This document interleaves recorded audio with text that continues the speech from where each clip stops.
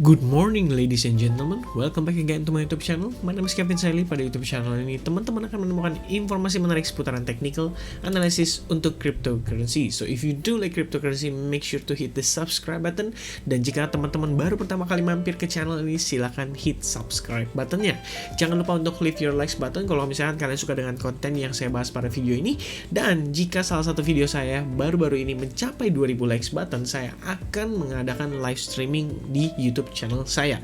So, mudah-mudahan bisa segera tercapai dan kita akan masuk ke dalam pembahasan di konten video hari ini, which is kita akan membahas tentang pergerakan XRP. But before saya bahas tentang XRP, saya mau teman-teman memahami terlebih dahulu tentang fungsi dari Bitcoin dominance ya. Jadi kita akan masuk ke dalam pembahasan si Bitcoin dominance terlebih dahulu. Nah, buat teman-teman yang belum begitu paham atau belum begitu dekat dengan istilah Bitcoin dominance, apa sih Bitcoin dominance? Bitcoin dominance ini sebenarnya adalah salah satu cara kita untuk mengidentifikasi apakah apakah money flow di crypto market saat ini itu sedang beralih ke kripto seperti altcoin atau sedang kembali ke Bitcoin. Nah, berdasarkan pergerakannya beberapa saat lalu, saya sempat melakukan analisis terutama untuk teman-teman di grup Advanced Group ya, di mana saya memberikan informasi seputaran Bitcoin dominance ini yang manakala berpotensi membentuk yang namanya bukan double bottom ya, broadening bottom pattern ya. Broadening bottom pattern ini biasanya mengindikasikan adanya potensi reversal terhadap si market ya. Teman-teman juga bisa lihat sekilas ini tampak seperti yang namanya inverse head and shoulders dengan neckline berada di kisaran area ini. Nah, apa yang terjadi jika seandainya Bitcoin dominance ini sukses untuk close di atas area resistance line ini? Nah, maka otomatis Bitcoin dominance akan mengalami penguatan. Dan tentunya teman-teman, kalau misalnya kita membahas tentang pergerakan Bitcoin yang berpotensi meneruskan penguatannya berdasarkan analisis saya yang terakhir, maka kita perlu antisipasi teman-teman. Karena gini, untuk kita melihat Bitcoin itu mengalami penguatan, tentunya kita memerlukan money flow di Bitcoin ya, which is volume perdagangan di Bitcoin pastinya akan meningkat, dan karena meningkat otomatis Bitcoin dominance ini juga akan meningkat. Nah, sementara kalau misalkan Bitcoin dominance dan juga Bitcoinnya itu mengalami penguatan, nah yang kurang baik itu adalah altcoin. Jadi kalau misalkan teman-teman ada pegang altcoin, baik itu misalkan XRP, itu Ethereum, atau mungkin Matic atau Dogecoin atau Polkadot atau apapun itu pasti akan terkena dampak dan cenderung korektif, karena secara money flow di crypto market itu lagi beralih kembali ke Bitcoin, sehingga dominasi Bitcoin atas keseluruhan market cap di seluruh dunia itu sedang meningkat ya guys. Jadi istilahnya money flow lagi ke arah situ. Nah, itu adalah salah satu brief singkat untuk teman-teman mengetahui terlebih dahulu. Jadi sebelum kita bahas tentang si altcoinnya ya, tentu kita harus ngeliat dulu nih si Bitcoin dominance-nya, potensinya seperti apa. Kalau cenderung menguat, berarti even kita ngelihat ada potensi seperti indikasi positif, biasanya terhadap si crypto altcoin ini akan berdampak negatif juga in the end. Nah, sekilas sebenarnya saya di sini ngelihat ada potensi kita itu baru saja break dari istilahnya rising wedge pattern ya. Ini untuk time frame 1 jam, which means sebenarnya nggak terlalu valid biasanya. Tapi ya let's say dia benar-benar membentuk istilahnya rising wedge pattern ini, which is kalau misalkan memang benar terbreak, iya kemungkinannya sih kita akan kembali lagi untuk ngetes ke kisaran area-area sebelumnya, seperti misalkan support di sini atau mungkin di bagian sini, which means ini akan berdampak positif bagi teman-teman yang megang altcoin. Oke?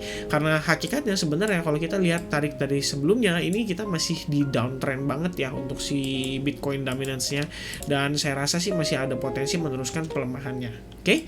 Nah, langsung aja kita masuk ke dalam pembahasan yang lebih lengkap lagi tentang seputaran XRP. Jadi untuk XRP teman-teman, ada beberapa hal yang perlu saya sampaikan. Pertama, kita tunjukin dulu dari posisi time frame daily ya, karena daily ini kan cukup penting nih untuk pergerakan kita bilang middle to long term lah ya, karena ini berkaitan dengan teman-teman yang hold spot di dalam portofolionya.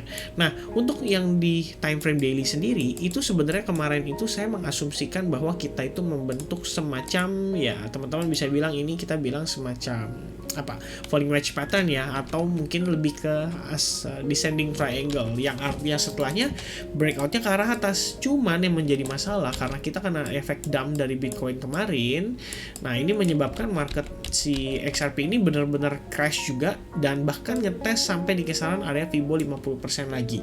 Jadi sebenarnya memang di kisaran area ini teman-teman lihat ini kita benar-benar ketahan ya. Udah 3 kali ketahan dan memang sih di sini kita belum benar-benar perform gitu. Artinya belum ngelihat dia penguatan signifikan. Tapi sebetulnya by the time kita ketahan di sini aja itu udah cukup bagus teman-teman ya.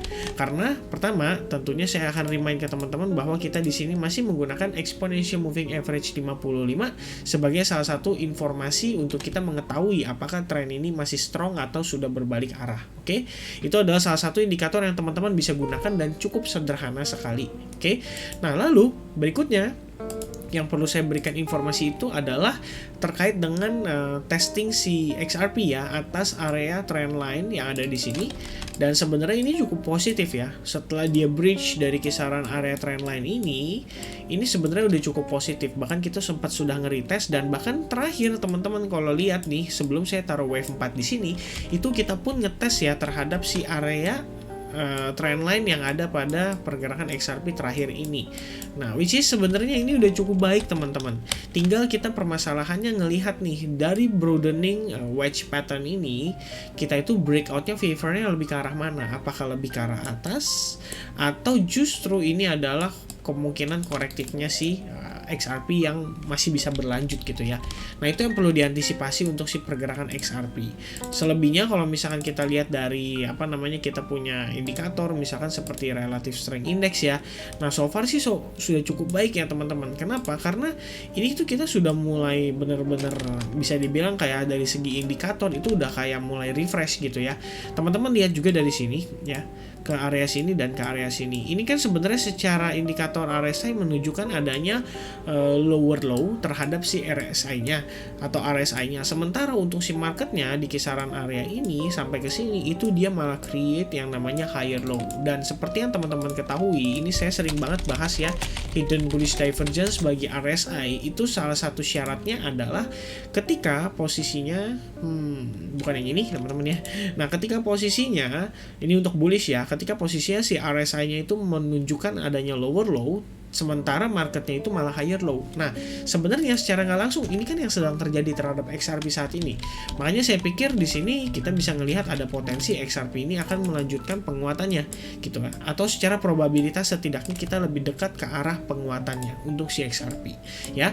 Nah, challenge XRP simple banget teman-teman, dia harus close di atas exponential moving average 21 supaya bisa mengejar pergerakan seperti Bitcoin ya. Kalau misalnya Bitcoin hari ini close di atas EMA 21 itu juga bagus banget ya buat si Bitcoinnya. Dan ya paling XRP kurang lebih seperti itu teman-teman ya view-nya.